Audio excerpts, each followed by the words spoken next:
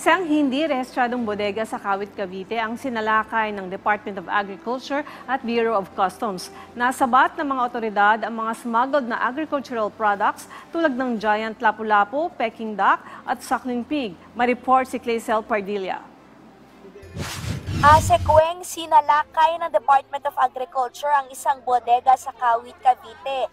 Imbaka ng daan-daang pirasong parcel ang front ng warehouse. Pero may peking dingding at nang buksan, tumambad ang 10 cold storage. Laman ang daan-daang kilo ng smuggled agricultural products. Gaya na lamang ng frozen na baboy, Peking duck at manok mula China, kung saan may importation ban ng mga naturang produkto dahil sa banta ng bird flu at ASF.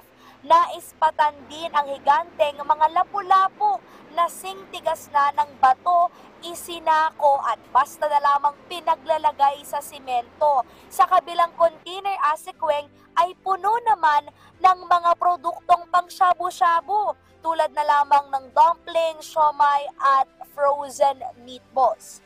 Ayon sa Bureau of Customs, posibleng isinusupply ito sa mas maliliit na negosyo.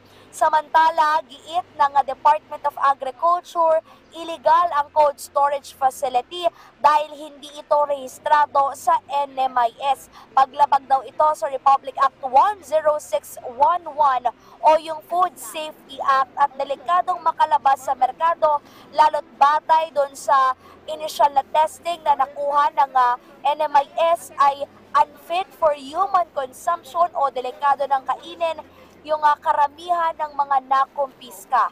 Illegal itong cold storage na to, hindi to registered sa NMIS na namamahala sa mga cold storages and warehouses natin. In violation ito ng Republic Act 10611, yung ating Food Safety Act. Delikado ito kung ilalabas sa merkado at nagkaroon na naman ng initial na pag-usisa ang NMIS at nalaman na unfit for human consumption yung karamihan dito sa mga nakumpiska. Aabot sa 100 milyong piso ang halaga ng mga produkto. Binigyan ng 15 araw ang may-ari ng sinasabing Chinese national. Paglabag sa Food Safety Act at economic sabotage sa ilalim ng anti-agricultural law ang maaari niyang harapin.